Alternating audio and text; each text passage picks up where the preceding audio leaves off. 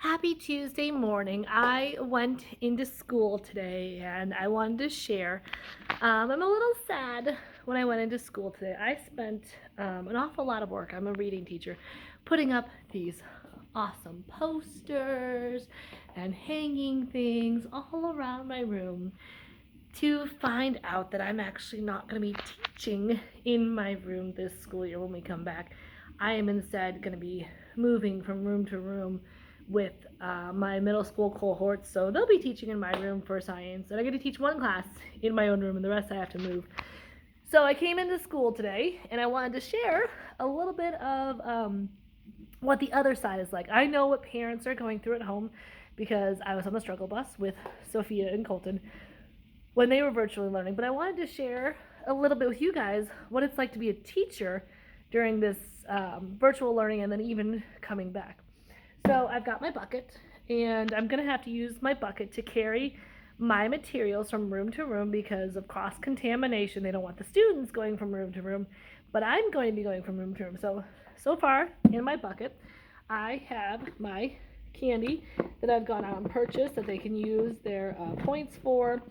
I have my extra pencils that once I pass out, I can't collect back. So if someone needs a pencil, I'm going to give it to them, and then they can't give it back to me. So hopefully I don't run out of pencils.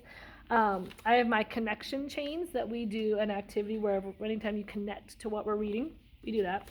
And then I have my clipboard, and on my clipboard is a paper copy of all the posters that I have around my room. So when I'm teaching in my room, I can say, well, remember when we talked about blah, blah, blah, and I go like this because there's my posters. I'm not going to have my posters to refer to. So I'll be in the science room and I'll be talking and I'll go do this. And I'm like, oh, wait, I'm not in the science room. So what I did do is a little extra is I printed off my posters in black and white. So that way when I'm referring to a poster in my room, I can just pull up the poster as one thing. And then I am going to have to start coming up with a way because I, as a reading teacher, I cannot bring books into the room. So back here, I have my chapter books, all my chapter books that the kids read. Ooh. And the problem that I'm going to run into is I'm not going to be able to bring those books with me. First of all, they're really heavy to bring 2 sets of books with me. And then I also found out if I give one book to one kid, I can't then collect it back because it's considered sharing materials. So I'm going to have to kind of reinvent how to read books and get books in students' hands without actually letting them touch the books. And as a reading teacher, that's going to be a little bit of a struggle. We have online resources, but I love books. I love having kids touch the books. And I know that sounds really weird, but that's something that I'm not going to be able to do. Also, something that I had to adjust in my classroom is I believe in flexible seating, which allows students to pick kind of wherever they want to sit for the day. So one of the favorite things my kids have is the purple chair. Well, I also just recently found out that I can't sit in my purple chair because I can't properly clean the cloth material. So the purple chair has to disappear. I have a collection of pillows and blankets that kids can take and sit on the floor, or they can sit at their desks, and found out today they can't do that either because of COVID and the restrictions.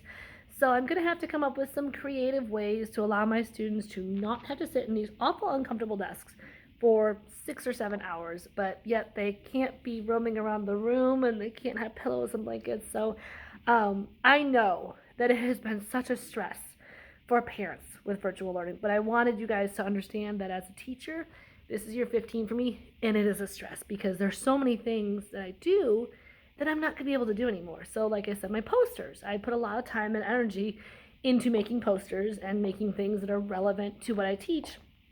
I can't carry those with me. My flexible seating, getting the pillows and the blankets, and trying to make kids comfortable so they're not sitting in these desks, their poor little bodies. I say little bodies, I teach middle school, big bodies. And they're not going to be able to do that anymore. So it has also been a stress on teachers trying to reinvent all these things. In addition to, I also found out today, and this one I'm actually a little excited about, but not really. I have a stand This stand, as I teach, is going to have a computer, and on the computer it'll be my virtual students.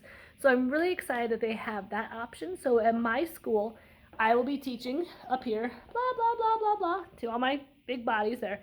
But then I also have students here virtually on this that I'm also going to be teaching to. So I'm very blessed that my district has decided to give students the option. And I'm also very excited that the kids will be live with me instead of just assigned worksheets on virtual learning. They can actually be live in my classroom, kind of like how I'm sharing with you. I can share with my students. I'm nervous because I don't know how I'm going to be able to communicate to my in-person students and make sure I'm paying attention to my virtual students.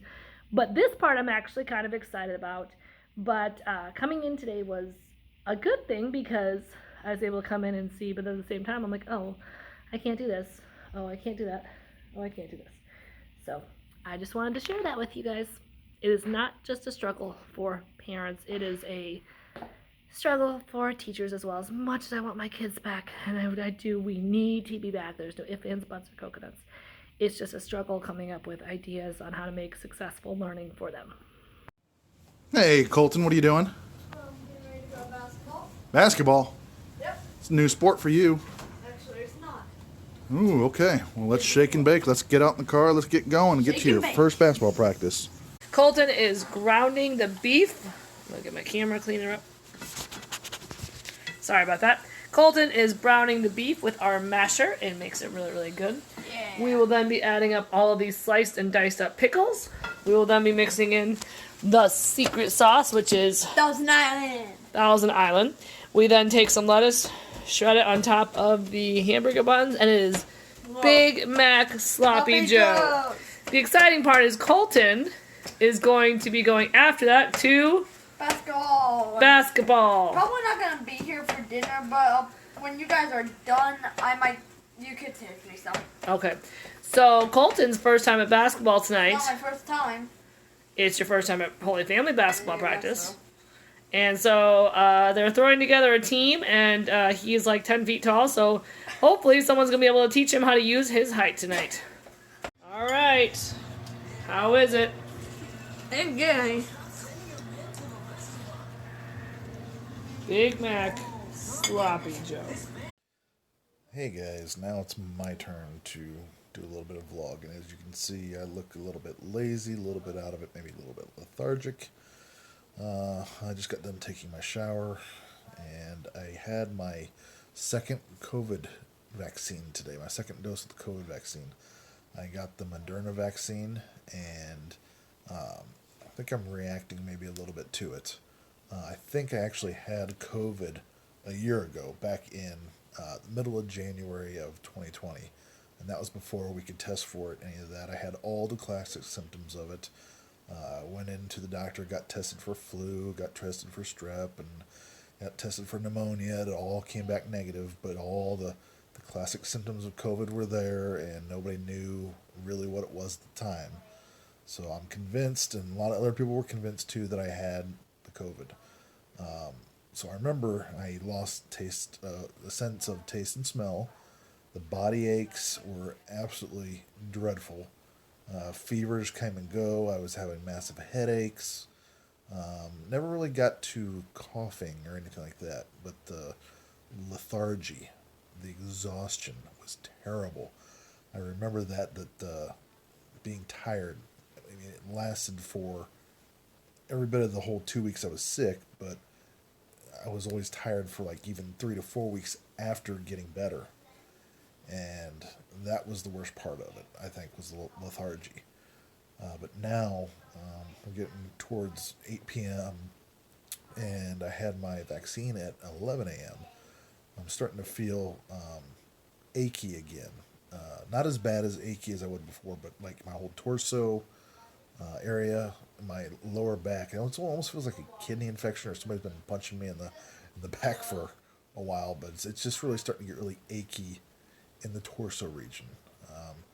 No headaches yet, no other symptoms, maybe a little bit getting tired, but that could be because it's time to go to bed soon. But yeah, just the aches, and hopefully that won't last too long, and I'll wake up tomorrow feeling just fine and have gone run its course with the vaccine, and I'll be good and immune to COVID. So let's hope it all works out. And on that note, I am crashing, so I need to go to bed. So we'll see you guys tomorrow. And remember, don't feed your gremlins sloppy joes after midnight.